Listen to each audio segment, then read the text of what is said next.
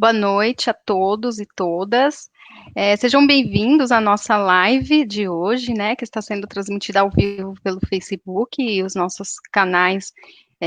Também ficará disponível nos canais da Amo Acalentar, no YouTube e no Instagram.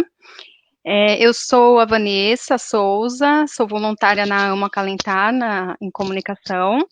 E para quem não conhece, a ONG Ama Acalentar, ela tem por objetivo acolher as mulheres com endometriose, infertilidade e dor crônica. Eu gostaria de agradecer a participação da nossa convidada, Lídia Ferreira, e de todos que estão nos assistindo. Hoje o tema da nossa live é sucesso, fracasso e motivação. Eu peço a todos que deixem suas perguntas no chat, né, que ao longo da nossa live eu vou endereçando aqui para a Lídia nos responder. E para falar desse tema, a Lídia, ela é do Rio de Janeiro, mas atualmente ela mora em Boston. Ela é empreendedora, palestrante e também é colunista no site da Amo Acalentar, com temas sobre empoderamento feminino. Boa noite, Lídia. Boa noite, querida. Boa noite, Vanessa. Boa noite a todas e a todos, como você falou. Nesta quinta-feira, dia 5 de novembro, onde nós estamos começando então esse live, eu sugiro, recomendo, peço que vocês compartilhem esta live para que outras pessoas possam também assistir o tema de hoje, façam perguntas, façam comentários. É um prazer estar aqui. Eu gostaria de abrir a live trazendo um comentário do Martin Seligman. Ele é cientista da psicologia positiva e ele afirma que se você compreender o fracasso como algo permanente, né, exemplo, sou burra, ou não tenho capacidade para fazer tal coisa, ou eu sou feia e por isso não consigo fazer, não vou ser aceita para fazer determinada atividade, e não tomar uma atitude para mudar essa situação, nunca vai se aprimorar e não muda, né, essa situação. E aí, diante disso, Lídia, eu gostaria que você comentasse como o nosso cérebro funciona ao experimentar o sucesso, o fracasso e a motivação. Pois é, nós temos o conceito de que fracasso é somente algo extremamente negativo. Nós temos a impressão de que fracassar é sinônimo de fraqueza, e não necessariamente seja. O nosso cérebro tem uma maneira muito importante no processo do entendimento que leva a gente a se comportar e a manifestar quando nós enfrentamos tanto o fracasso como o sucesso. Qual é a diferença entre o sucesso e o fracasso? Talvez deveria ser a minha primeira pergunta para vocês. Qual é a diferença que vocês acreditam? Coloquem aí os comentários de vocês. Para você, o que é uma pessoa bem-sucedida e o que é uma pessoa fracassada?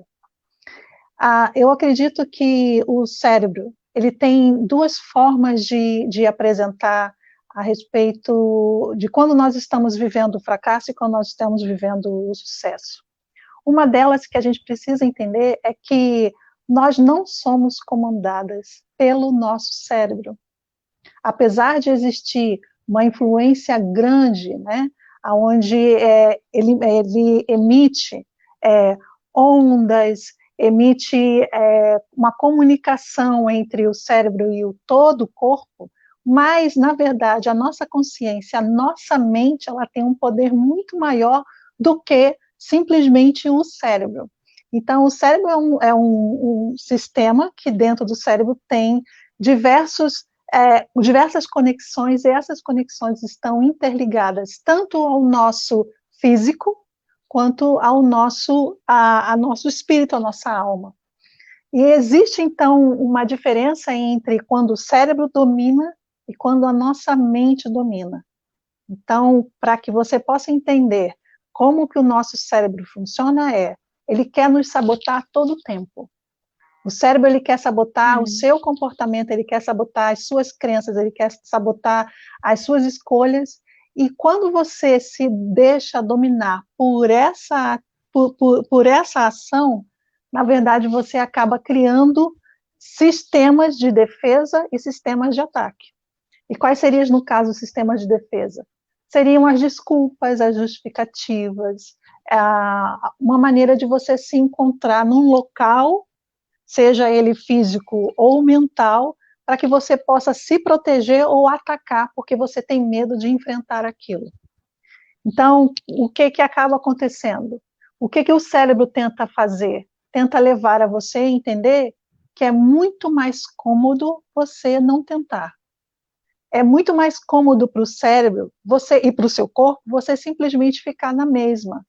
E o que faz a diferença de você ser bem-sucedido ou não é você continuar tentando até você conquistar aquilo que você quer.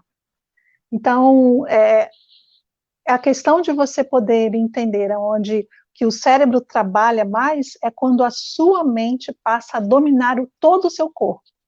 E aí, quando a sua mente domina o seu corpo, ela consegue dominar o seu cérebro, consegue dominar a sua respiração, a sua maneira de você agir, a maneira como você se comporta.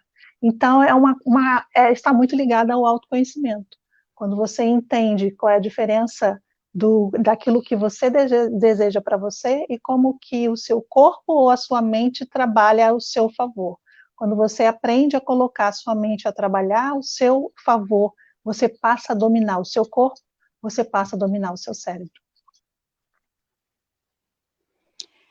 Isso que você traz, né, sobre o autossabotamento, meio que está interligado com essa teoria do Martin Seligman, né?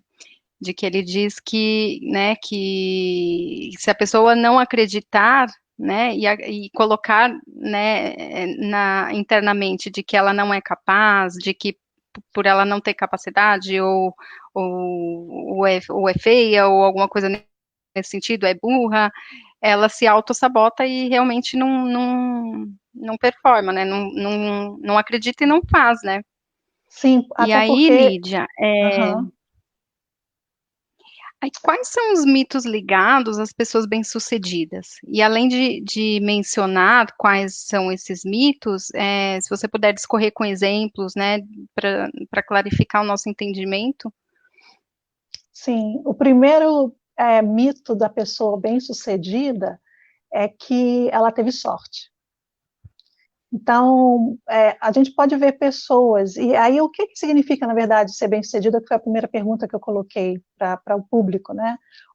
Ser Uhum, bem-sucedida é extremamente relativo, porque para mim pode ser considerado algo que para você, Vanessa, seja completamente diferente. Talvez a questão de ser bem-sucedido esteja relacionado para algumas pessoas à questão do poder aquisitivo. Para outras, obter conhecimento. Para outras, seja relacionamentos. Eu já ouvi uma teoria que, para mim, é que se encaixa mais com o meu estilo de vida e eu acredito que se encaixa mais com meus valores. A pessoa bem-sucedida é aquela pessoa que ela é realizada não somente em conquistar os seus próprios desejos, as suas próprias metas, mas também porque as pessoas que estão à volta dela são felizes só porque ela existe.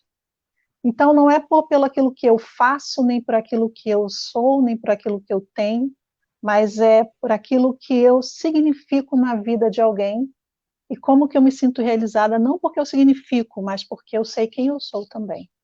Então, está muito ligada à questão da identidade. Quando você sabe quem você não é, na verdade, o título que você carrega.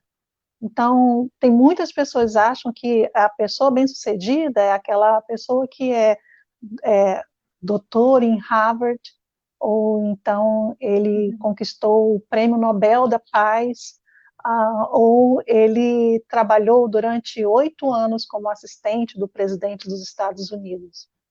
Isso, na verdade, não é ser quem ele é. Ele pode ser o resultado das conquistas que ele obteve numa determinada área, mas pode ser que na vida pessoal ele seja uma pessoa extremamente depressiva, ou ele não consiga se relacionar com alguém que queira demonstrar afeto. Então, por isso que é relativo. Agora, então, o primeiro mito é, ele teve sorte. Isso está relacionado à questão das finanças, no empreendedorismo, a gente vê muitas pessoas bem-sucedidas que a gente tem aquele preconceito de que ele é bem-sucedido porque ele teve sorte. Mas ninguém percebe a trajetória daquela pessoa, de quantas horas ela se sacrificou para estar estudando, para conseguir conhecimento, quantas horas ela passou em noite em claro, tentando aprender, e outra, quantas vezes ela fracassou até chegar àquele ponto.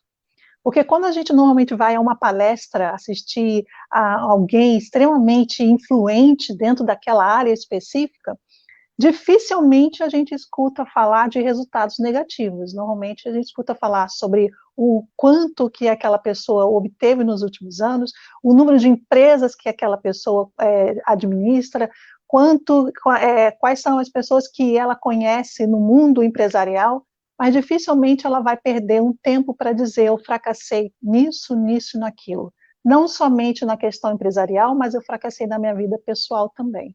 Então, uma coisa que a gente precisa entender é que a questão de ser bem-sucedido é relativo, ela pode ser extremamente pessoal e pode ser também temporária. Você pode se sentir uma pessoa bem-sucedida até o ponto de você amadurecer e perceber que você quer mais do que aquilo.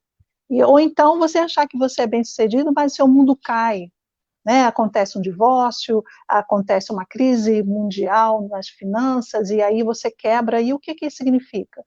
Que o sucesso ele está muito paralelo ao fracasso. A outra questão do mito em relação às pessoas bem-sucedidas é que isso veio de berço. Né? Então, fulano ele só é milionário porque ele não precisou fazer nada, ele já nasceu em berço de ouro. Então, ele se tornou quem ele é porque os pais o bancaram. Agora, existem casos, sim, mas dificilmente alguém consegue manter um negócio de sucesso, ou manter o seu nome, a sua reputação por muito tempo, se as suas próprias escolhas não forem pautadas na sua própria experiência de vida, ao invés da experiência dos seus pais. É claro que a gente vive numa sociedade que a gente quer deixar tudo prontinho para a próxima geração. E a gente quer que eles realizem coisas maiores do que nós realizamos. E isso, inclusive, Vanessa, gera uma sensação ainda maior de não conseguir lidar com o fracasso. Por exemplo, quando os pais colocam expectativas nos seus filhos, que eles venham realizar coisas que você nunca realizou e que você gostaria que ele realizasse, na verdade, você está querendo que seus filhos possam viver a vida que você não viveu. E isso está errado. Quando você coloca planos de que você quer preparar todo o caminho para que não falte absolutamente nada para o seu filho, principalmente financeiramente, você, na verdade, está levando esse seu filho a não experimentar o fracasso e achar que a vida é só sucesso. E isso também é um equívoco muito grande, e a gente acaba prejudicando essa geração, porque ela acaba ficando ainda mais frustrada, porque quando ela se depara com a primeira dificuldade, ela pensa, fracassei e agora? Então, a outra questão do mito é que a pessoa bem-sucedida nunca, jamais fracassou. E isso não é verdade. A maioria das pessoas bem-sucedidas fracassaram várias vezes. E aí eu gostaria de colocar a respeito de que quando é que o fracasso, a gente começa a enfrentar o fracasso e até que ponto o fracasso ele é importante para cada uma de nós. E aí eu queria colocar um exemplo, um bebê, que normalmente um bebê saudável, quando começa a desenvolver, ele chega numa fase que ele começa a engatinhar, e esse engatinhar é um preparar para ele começar a andar. Depois, quando ele começa a levantar, nesse levantar, até ele conseguir andar solto, ele cai centenas de vezes. Na cabecinha dele não existe a palavra fracasso. Será que existe? Ih, fracassei de novo. E também não existe a palavra desistir. Né? Então, o único objetivo dele é o quê? Eu vou fazer aquilo que eu vejo que os outros estão fazendo e eu também quero fazer isso. Por quê? Porque o não desistir faz parte do amadurecimento, assim como o fracasso também. Então, todas as vezes que esse bebê caiu, até conseguir andar livremente, com o total equilíbrio, foram fracassos. Mas ele conquista, até o momento que ele consegue andar, ele consegue conquistar. E qual é a sensação que alguém sente no momento em que ela obtém esse sucesso? É a sensação de liberdade. Então, a pessoa que sabe que ela conquistou aquilo que ela tanto lutou, ela se sente livre, porque ela venceu aquele obstáculo.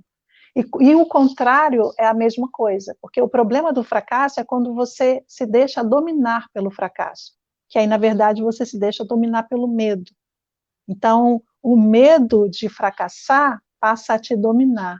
E esse domínio é que é a parte negativa do fracasso.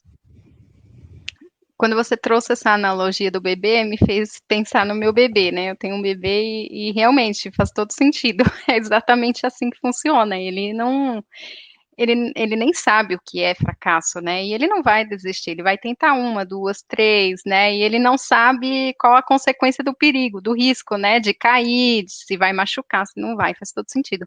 E aí, essa questão do fracasso me trouxe duas reflexões, né? Uma relacionada a autoconhecimento, e aí me fez pensar no seguinte ponto, né? Se a pessoa não tem autoconhecimento, mesmo que ela pode até obter sucessos e bons resultados, mas não ser feliz naquilo que ela faz, né? Sim, E uma outra reflexão que me fez pensar foi, não sei se você conhece a história da escritora Elizabeth Gilbert, que escreveu Comer, Rezar e Amar. Ela não conta li na o livro. palestra dela. Eu não li o livro, mas eu assisti a Uhum, palestra dela e ela conta, ela faz uma reflexão sobre os dois extremos dentro da normalidade. Então, tem lá a normalidade, o padrão normal, e ela faz uma reflexão sobre do normal, do dia a dia, da rotina, para o fracasso é um extremo, e para o sucesso é um outro extremo. E aí, dentro dessa reflexão, ela fala o seguinte, né, que ela passou 6 anos da vida dela escrevendo várias coisas, vários livros, artigos, e nunca e durante esses 6 anos ela não tinha sucesso, né, nas publicações. E aquilo era um fracasso, e ela se sentia sempre deprimida porque não obtinha sucesso. E até que ela escreveu Comer, Rezar e Amar e estourou, né, de sucesso. E aí ela chegou nessa reflexão. Então, e aí ela descobriu o seguinte, né, que para resumir a reflexão, que não importa se ela vai escrever artigos que estourem de sucesso ou que muito pelo contrário, não dê resultado nenhum e seja um fracasso, né? O importante é que ela está fazendo algo que ela ama e isso é que importa, né? Ela se descobriu fazendo aquilo e é aquilo que importa para ela. Então, me faz me traz essa reflexão em tudo que você me falou, Lídia. sim, Muito porque ela bacana. percebeu que, na verdade, o objetivo, a principal, não são os aplausos, não é É. o reconhecimento, mas é ela poder colocar para fora aquilo que ela tem tanta vontade de falar, que é a essência dela. A questão da identidade me faz também lembrar de algo que eu ouvi recentemente a respeito da identidade de uma árvore, por exemplo. Você não precisa ir até uma mangueira e perguntar para a mangueira, mangueira, o que você é? E a mangueira, ela sabe exatamente o que ela é. A gente tem uma dificuldade muito grande de sabermos quem nós somos, e isso faz toda a diferença, porque quando nós descobrimos quem realmente somos, a gente potencializa, é como se a gente abrisse uma janela que não tem mais como voltar a fechar, não tem mais fim, porque você encontra um horizonte que você começa a enxergar de uma tal maneira que você percebe que você é muito mais do que aquilo que você viveu até ali. Então, os seus erros, os seus fracassos, os seus acertos, tudo isso faz parte da construção da sua história. Mas isso não é você, você é muito maior do que isso. Se você se resumisse aos seus fracassos, muitos artistas não teriam chegado aonde eles chegaram. Dificilmente um artista que fez tanto sucesso, como Picasso, por exemplo, ele aos 2 anos de idade passou um pincel e, nossa, que coisa maravilhosa, e conseguiu vender. Na verdade, ele foi se aperfeiçoando. Então, a mangueira, se você pergunta para ela quem ela é, ela vai dizer que ela é mangueira. Mas e se você pega um caroço de manga e pergunta para o caroço de manga? Caroço de manga, quem é você? Ele é um caroço de manga? Ele é a manga? Ou quem ele é? Ele continua sendo mangueira. Ele continua sendo a mangueira. Ele é o fruto da mangueira, que ele é a mangueira. Então, quem é você? Você é fruto de uma criação que você continua sendo a criação, você continua sendo a pessoa que te criou.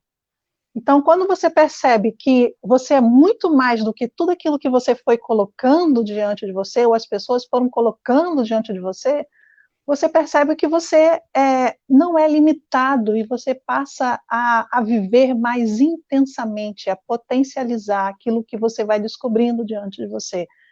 A questão do bebê, ele realmente não tem em mente o fracasso, mas ele aprende. Então, o fracasso é algo que a gente aprende, o medo é algo que a gente vai adquirindo ao longo dos anos.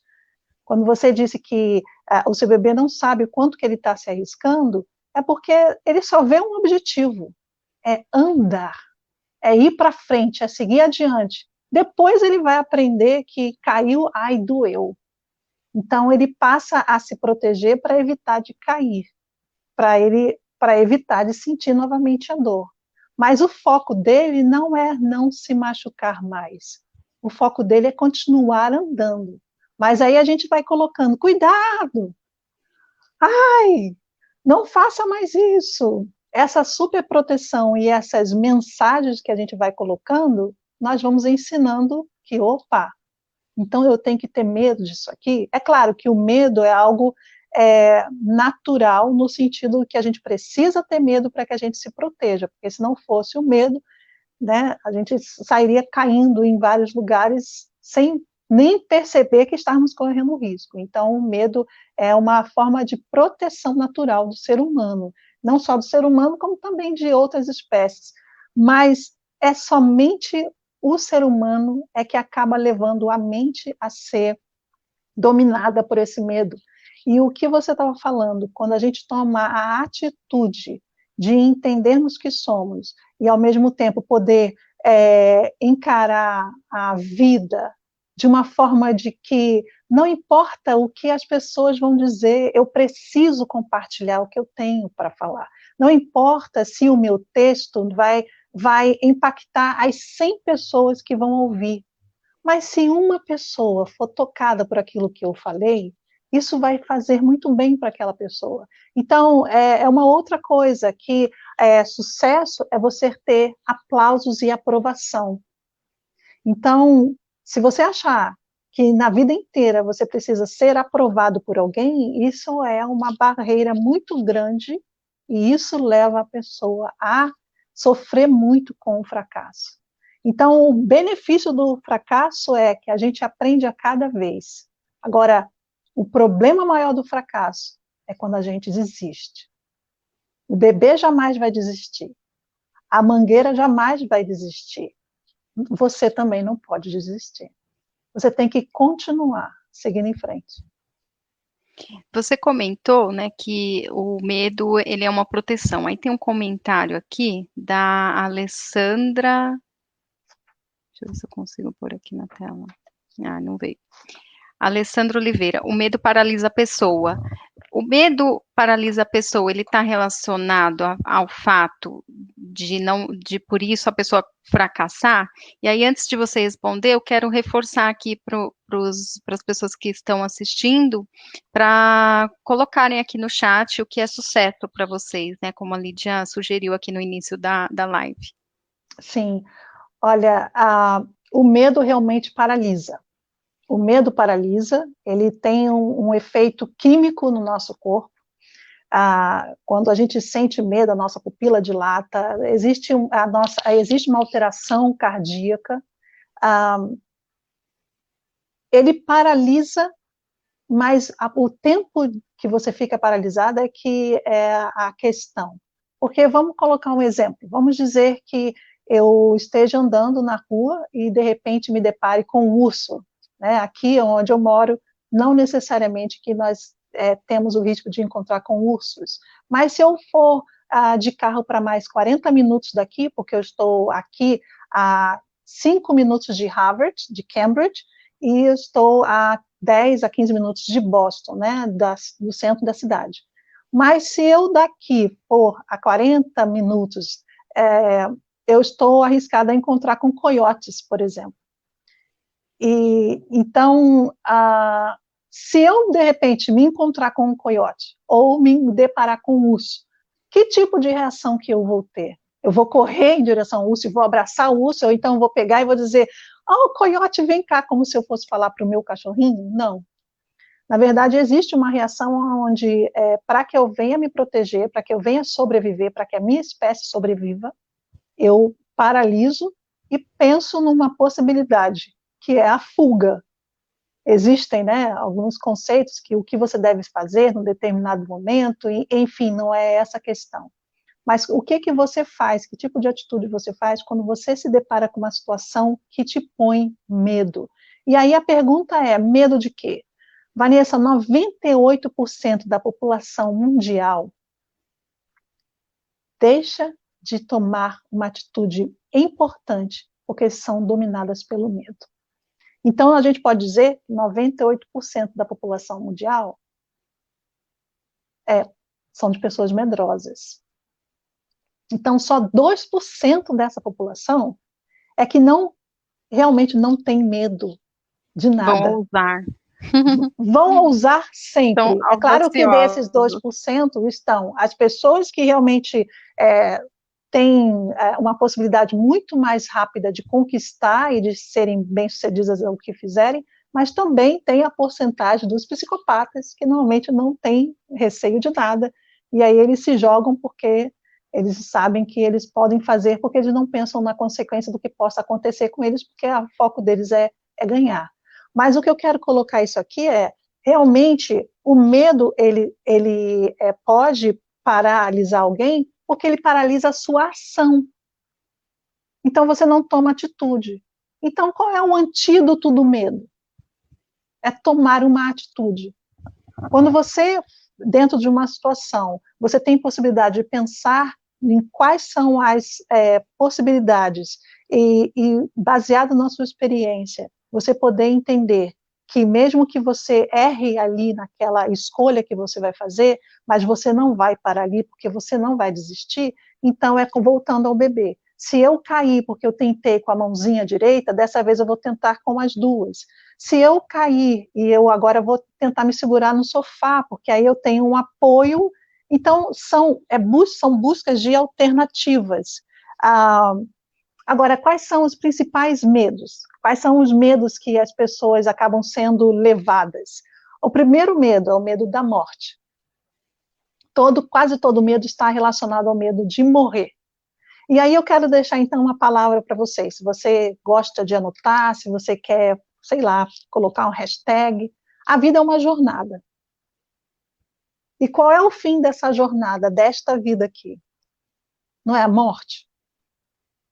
É uma única certeza que nós temos nessa vida, é que todos vamos morrer. Verdade. Não sabemos a hora, não sabemos como, não sabemos aonde estaremos, né? Em que situação estaremos quando isso acontecer. Mas uma certeza nós temos, que até o momento ninguém descobriu a vida que não tem a morte. Então, se a vida é uma jornada e você vai morrer, por que você vive como se você já tivesse morto? Porque o que acontece? Aqui perto de onde eu moro tem um cemitério lindíssimo, e ele inclusive ganha prêmios de fotografia, porque tem 3 lagos, tem árvores, um lugar muito bonito. Aqui nos Estados Unidos, normalmente, os cemitérios são locais assim muito bem estruturados, e esse é muito antigo e muito bonito. E eu gosto de caminhar lá de vez em quando, não tenho feito isso ultimamente. mas uma das coisas que eu gosto de observar quando eu estou no cemitério, primeiro é a beleza do lugar, o silêncio, que é muito gostoso estar num lugar silencioso, ninguém te atrapalha. E terceiro é ver os nomes das pessoas, ver se tem algum nome que seja parecido com o nome que eu conheço, né? Tem nomes interessantes. A outra é ver a época, porque como é um cemitério antigo, então tem pessoas que foram enterradas ali, que mantém ali, a família mantém por muitos anos. Mas a outra coisa interessante é a data onde a pessoa nasceu e a data da morte, né? O ano. Uhum. E uma coisa que eu aprendi é que entre, entre o nascimento e a morte, aconteceu a vida desta pessoa aqui na Terra. Então, a vida dela se resume ali naquela linha. Uhum. Como será que foi a jornada dela? Cemitério é um lugar onde tem maior número de sonhos frustrados. Porque são pessoas que ou elas não conseguiram conquistar seus sonhos como elas gostariam, ou elas viveram baseadas no medo que elas sentiam, ou muitas foram muito felizes porque aprenderam a viver com o que tinham e aprenderam a superar os medos. Então, o primeiro medo é o medo da morte. O segundo medo é o medo do fracasso, que é o que a gente tá aqui falando. O outro medo é o medo de não agradar. Então, foi o que você estava se referindo a essa escritora, que ela percebeu que ela estava fracassando porque ela não estava conseguindo vender, né, até a quantidade de vendas como se esperava. Mas porque ela sabia que ela não estava agradando. Mas quando você, então, passa a viver pensando, será que eu estou agradando? Ou então, eu vou fazer isso para agradar, e se eu não agradar? E aí você passa, então, a viver como uma prisioneira da opinião alheia. E, infelizmente, Vanessa, tem muitas pessoas vivendo assim dentro das suas próprias casas. Né? Eu sorrio assim para ele, porque se eu não sorrir, ele não vai gostar de mim. Ou então eu tenho que dizer sim a tudo que meu chefe disser, porque se eu disser um não, ele vai reprovar minha atitude. E aí isso vai criando uma infelicidade muito grande, né? Você viver em função da aprovação do outro. Outra questão é o medo de envelhecer. Muitas pessoas têm medo de envelhecer. E por mais que aquelas digam, eu não, eu estou de boa com esse negócio de envelhecer, mas na verdade você pode estar de boa com a questão de envelhecer em relação às rugas, à aparência, mas quando você percebe, principalmente quando você vai chegando na idade, que você não tem mais como a disposição que você tinha antes, que o seu tempo de realizar coisas que você não realizou tá se limitando, está encurtando.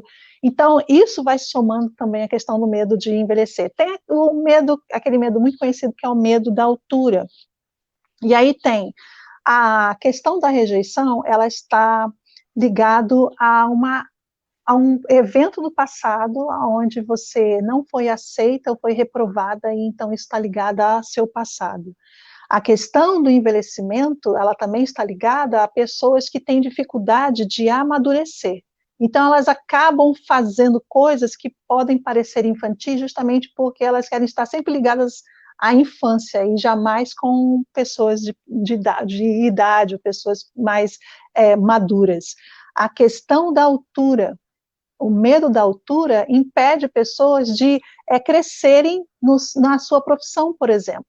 Elas acabam sabotando a si mesmas somente porque elas têm essa relação. O medo da altura ela está relacionada ao medo do crescimento. E quando existe pessoas que têm medo relacionados à criatividade, por exemplo, é quando ela tem o medo de estar em locais fechados. Então, imagina o que se eu puder comparar no caso, o que você imagina que seria esse local fechado? A pessoa que tem medo de ir local fechado, né? Então, porque tem pessoas que têm medo e tem pessoas que têm fobia. Então, você tem um medo, significa que você não gosta de estar, evita estar, mas tem a pessoa que realmente tem a fobia, e aí quando ela se encontra num local fechado, ela pode até entrar em uma crise, né, ter uma crise de pânico, e aquilo para ela é terrível, ela tem uma sensação de morte, né, próxima à morte. Mas isso está relacionado à questão da criatividade, porque se você tem medo de estar num local fechado, o ideal seria que você, na verdade, pudesse estar em um local fora, sair da caixinha e poder ser mais criativo. Mas você tem a preocupação, é porque você tem uma dificuldade. Então, pensa você que está aí ouvindo, se você que tem medo de locais fechados, que não seja um distúrbio, mas que seja algo que te incomoda, se você tem algum bloqueio na área da criatividade. Você que tem medo de envelhecer, se você percebe que, de certa forma, as pessoas te acham imaturas, e aí eu não estou generalizando, tá? Não é todo mundo, mas é uma tendência. Ah, agora, tem também as pessoas que, quando elas têm medo de dizer não, são pessoas que acabam engolindo mais o sapo, porque a gente não usa aquela expressão, fulano que Uhum. engole tudo, ele guarda tudo, mas essas pessoas sofrem muito, e isso acaba levando o corpo também a desenvolver doenças, porque é necessário que a gente coloque para fora aquilo que a gente pensa, e é necessário que a gente possa dizer realmente como que a gente se sente. Não é sermos grosseiros e desrespeitosos, mas é a gente ter a liberdade de poder sermos quem somos. Então, voltando para a questão da identidade, quando você sabe quem você não se limita a seu medo, mas, ao mesmo tempo, essas crenças que foram colocadas ao longo dos anos por experiências negativas ou por palavras que alguém colocou para você, isso pode ser modificado, pode ser ressignificado. É interessante essa teoria, me faz refletir no seguinte ponto, Lídia, que tudo está relacionado ao autoconhecimento, né? Porque a partir do momento que eu me autoconheço e sei dessas minhas limitações, e aí vem uma pergunta para você, né? Se eu sei, por exemplo, se cai a minha ficha de que eu percebo que eu tenho medo de locais fechados e que isso está atrelado à criatividade, a partir do momento que eu desperto esse autoconhecimento em mim, é possível eu reverter isso e transformar? É possível, sempre é possível. Jamais será possível por uma crítica de alguém, porque isso só vai reforçar aquilo que você acreditava e talvez crie outros bloqueios também em você, e aí leva você a ter outros tipos de medo. Mas é o que você falou, quando você aprende quem realmente você começa a identificar o seu valor. E o seu valor não estão em coisas e não estão exatamente em conhecimento, mas estão dentro de você, começa dentro de você. E aquilo que você expõe não necessariamente seja aquilo que você seja quem você mas às vezes você está expondo aquilo que você aprendeu que os outros disseram que você é. E aí eu queria colocar que, através de plataforma digital feminina, eu vou estar lançando ainda este mês um método onde as pessoas podem ouvir, refletir e aprender para que elas possam entender, ressignificar quem elas são e qual é o propósito. Qual é o propósito? Por que, que ela é quem ela é e para que ela é quem ela é. Então, o método se chama método transbordar, que significa que você se conhece, você não necessariamente identifica o seu propósito, mas você começa a identificar o caminho como que você pode transbordar através daquilo que você é e daquilo que você tem para fazer ainda neste mundo. Por isso que é importante realmente ter o autoconhecimento, porque você não se limita a quatro paredes, você percebe que por mais que você tenha errado até aqui, por mais que você não tenha resultados para apresentar que agradem outras pessoas, mas tudo que você viveu até aqui, ele pode seguir para o ponto onde você vai utilizar essa voz que está dentro de você, essa insatisfação que você vive já há muito tempo de saber, não é só isso que eu quero para mim, não é só isso que me satisfaz, eu quero mais, esse mais é o transbordar. Então, esse método vai ajudar as pessoas a transbordar essa mensagem que elas têm, transbordar essa verdade que elas têm, transbordar a verdadeira identidade. E esse transbordar é para atingir outras pessoas, é como um copo cheio de água que transborda, e quando ele transborda, ele atinge outras pessoas. Porque nós não estamos aqui simplesmente para sermos servidos, nós estamos aqui para servir e também para compartilhar aquilo que a gente é e que nós vivemos. A Alessandra Oliveira, ela faz um comentário aqui. Na verdade, ela respondeu a pergunta sobre o que é sucesso Sucesso. para ela, e para ela é o bem-estar que sentimos quando atingimos os nossos objetivos. Sucesso são as nossas realizações.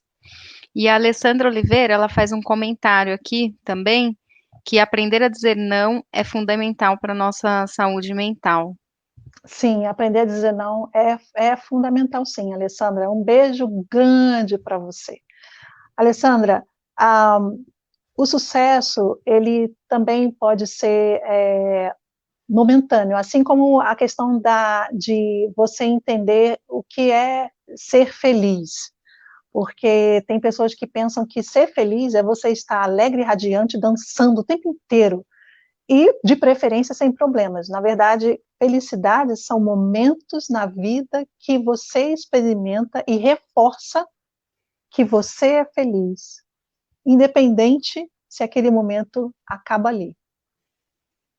Então, a felicidade faz parte da sua identidade. A alegria faz parte da sua identidade. Momentos felizes fazem parte da vida, assim como os momentos tristes também. Existe uma frase de Nelson Mandela que diz assim: que as suas escolhas possam refletir a esperança, não os seus medos. Então, vou repetir: que as suas escolhas possam refletir a sua esperança e não os seus medos. Então, em que você tem colocado a sua esperança? Ao invés de pensar aonde eu tenho depositado o medo. Porque o medo, ele se torna um monstro. Assim como a criança que, em determinado momento, ela começa a ficar com medo de uma determinada situação ou do escuro, na cabecinha dela, esse monstro realmente existe. Como é que a gente ressignifica este medo? É apresentando para ela que o escuro não é tão ruim assim. Que o escuro pode até ser bom. Então, é importante a gente entender que não importa em que situação você está, o que importa é a atitude que você decide hoje tomar. É a decisão de você se conhecer melhor, é a decisão de você encarar os seus medos. Você precisa dar nome aos seus medos. Se você não sabe dizer o que está bloqueando de você seguir em frente, você precisa identificar o que é para que você possa superar.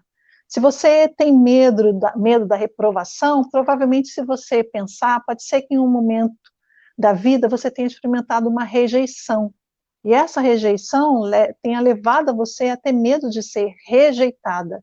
E aí você passa a querer agradar a todos, e para que você não perca mais a aprovação e que não seja mais rejeitada por esta pessoa. Mas é possível se treinar, é possível aprender e é possível colocar em prática.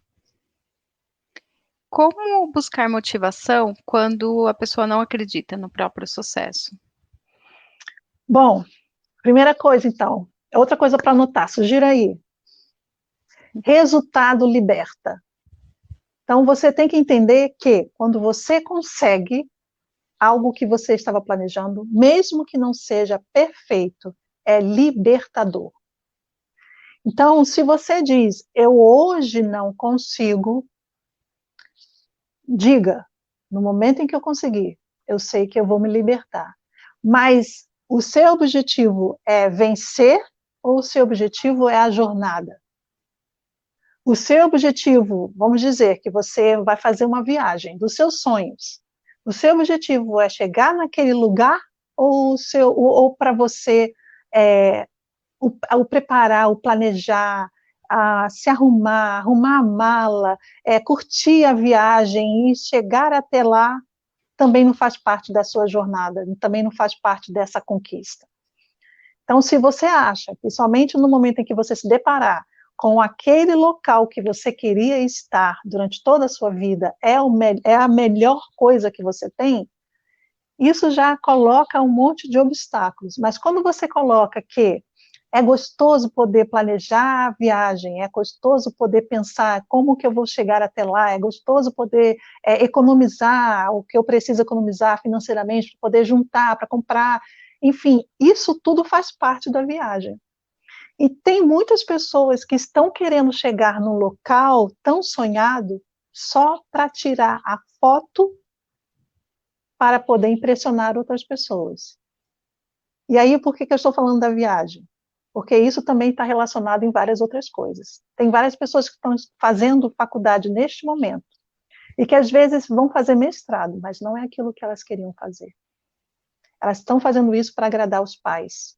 Elas estão fazendo isso porque a sociedade diz que pessoas bem-sucedidas são aquelas que têm, no mínimo, pós-graduação. E aqueles que, coitados, não fizeram, são o quê? Como se diz aqui, fracassados, losers, não necessariamente. O que depende é aonde você quer chegar ou todo o percurso. E aí o que então que você deve pensar?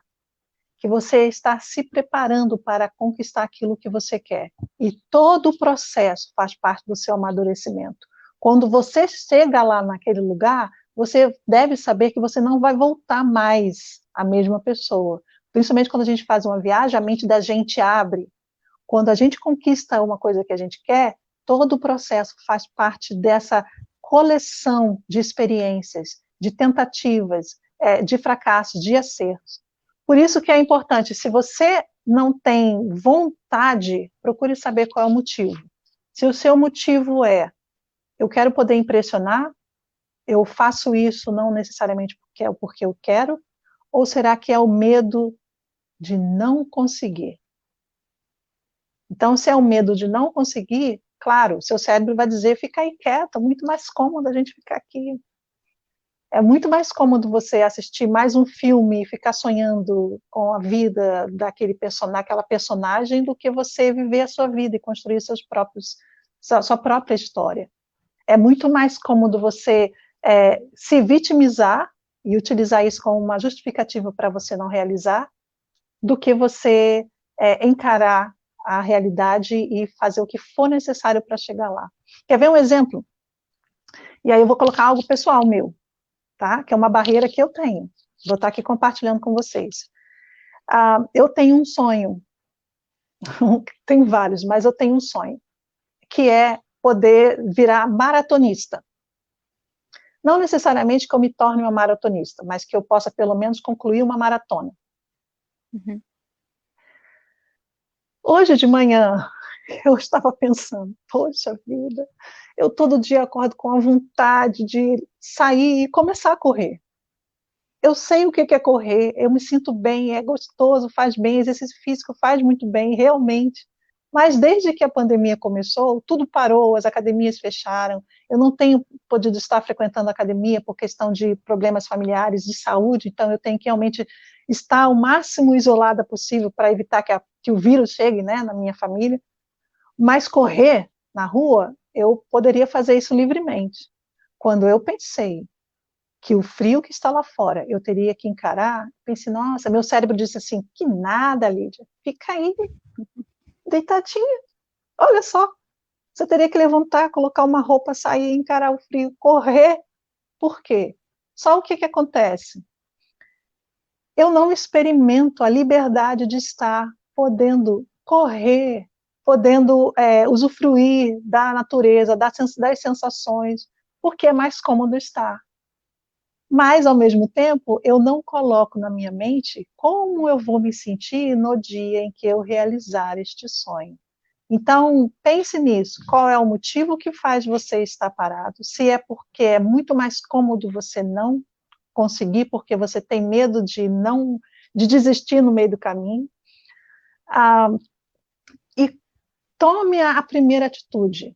Eu não estou aqui dizendo que amanhã eu vou correr pela primeira vez, mas tome a primeira atitude. Então, conheça os motivos, tente entender o porquê que você queria tanto realizar aquilo, ou não, na verdade, acha que seria importante, e coloque quais seriam os benefícios quando você conquistar aquilo. Ou seja, é tudo uma questão de como nós pensamos, né? Porque quando você trouxe esse exemplo, me fez pensar o seguinte, né? Se ao invés de eu pensar que lá fora está frio, e eu pensar no benefício que vai ser ou na satisfação que eu vou ter, eu certamente irei, né? Não vou me bloquear para deixar de fazer isso por conta do frio, né? Pois Porque eu vou é, me motivar, né? Pela satisfação de fazer aquilo que, né? pois é. O que é pior? É você não tentar, ou você tentar e desistir, ou você fazer, conseguir até você conquistar aquilo que você tem. E aí o que eu volto para aquela frase: todo resultado cura, todo resultado liberta. Então, quando você consegue perceber que você superou a, ou o bloqueio, ou você superou o frio, você superou a preguiça, você superou o medo, você percebe que você vai sendo curada. Então, você vai sendo curada porque quando você consegue chegar, vamos dizer, a 500 metros, você conquistou os 500 metros, então você está superando aquilo e aquilo te dá ânimo de você conseguir mais 500 metros. Então, não significa que hoje você vai completar 42 quilômetros, mas você está determinada quando você percebe qual é o significado daquilo para você. Então, se aquele significado é para você, algo que você tem valor para você, não necessariamente para o outro, isso já se torna uma motivação. Então, quando você observa o resultado, aquilo te motiva ainda mais. Então, o resultado, ele cura e ele leva também a uma motivação maior. Quando você coloca aquilo em prática, aquilo vai começando a ficar mais natural. E quando vai ficando mais natural, vai ficando mais fácil, menos difícil, mais prazeroso. E quando você vai ver, você já está trazendo outras pessoas para correr com você. Lídia, a gente está chegando nos minutos finais, mas antes eu quero trazer um comentário da Alessandra. A Alessandra ela comenta: muitas pessoas também se sabotam para não atingir os seus objetivos, por isso temos que partir para a ação. E eu quero trazer uma última pergunta. Na sua visão, que tipo de coisas podem ajudar as pessoas a se sentirem energizadas e motivadas? Bom, a primeira coisa volta àquela questão do procure saber quem você é e por que que você está aqui.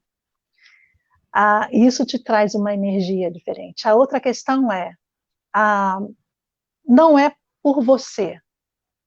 Então, a vida não gira em torno de você e, e necessariamente não é porque você está vivendo o que você está vivendo que bom. Mas você se encontra muito quando você compartilha com outras pessoas o que você tem, o que você é, o que você sabe, o que você viveu. Quando você se coloca para o outro, é, você, você percebe um valor enorme em você e você percebe um valor enorme no outro, porque nós precisamos das outras pessoas.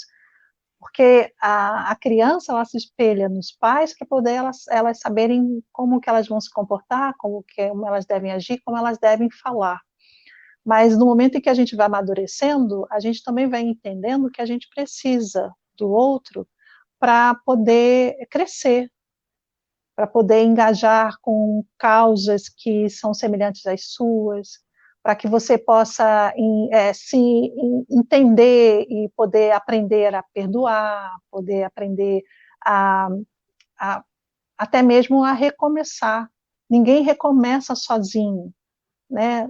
Normalmente, quando a pessoa morre, morre sozinha, né? Quando ela nasce também, se não for uma barriguinha de gêmeos, ela nasce sozinha.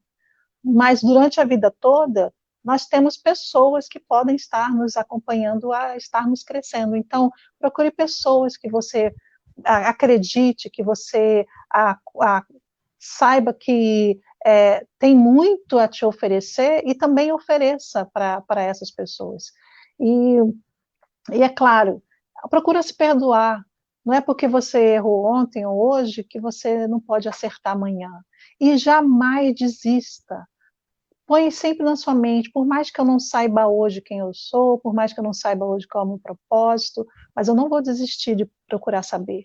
Por mais que eu não viva hoje plenamente como eu gostaria, mas eu não vou desistir de viver plenamente o que eu gostaria. Por mais que hoje eu tenha vários bloqueios, mas eu vou começar de pouquinho a pouquinho a superar esses medos e a passar a controlar as minhas emoções e a controlar o meu cérebro, até que eu perceba que esses resultados estão me curando, que eu estou me fortalecendo e que isso está sendo muito bom.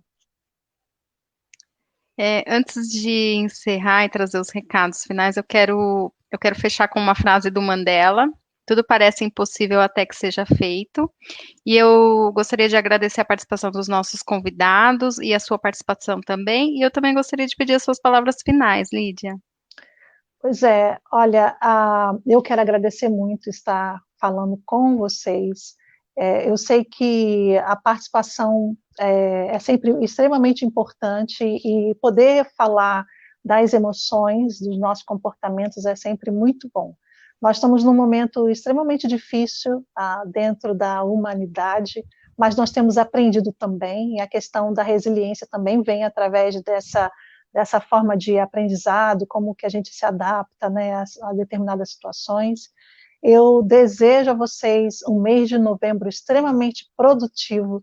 Se você deseja conhecer mais sobre o método Transbordar, vai lá na página do grupo do Plataforma Digital Feminina. Você pode tanto procurar no blog, como procurar no website, plataformadigitalfeminina.com, como também no Instagram. E aí faz uma pergunta, se você tem alguma pergunta, um comentário, deixa lá a sua pergunta, procure saber como é que é o método, vai ser online, né? Nós vamos ter 3 semanas de encontros gratuitos, onde nós vamos estar compartilhando, então, sobre esses temas a respeito de identidade e como que você pode também colocar aquilo que você tem tanta vontade, quem sabe não seja na área de empreendedorismo, e começar a ter a sua própria empresa ou a desenvolver a empresa que você tem.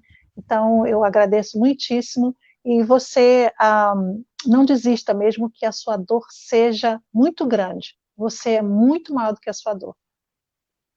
Lídia, depois você me passa o link, eu coloco aqui no chat para o pessoal. E aí eu quero agradecer aqui os comentários, as perguntas e falar que, né, se você que é portadora da doença endometriose, se cadastra no nosso site da acalentar.org, que dessa forma a gente monitora, né, as portadoras e consegue ajudá-las. E também a gente quero falar sobre a campanha do ARE, né, para arrecadação de doações. A ONG ela precisa de medicamentos, jogos de cama, produtos de limpeza. Então, se você puder ajudar e contribuir, é muito bem-vinda a sua ajuda. E nós contamos com a sua participação na nossa próxima live na quinta-feira às 19 horas. É isso. Obrigada e boa noite para todos. Boa noite, um beijo grande. Um beijo.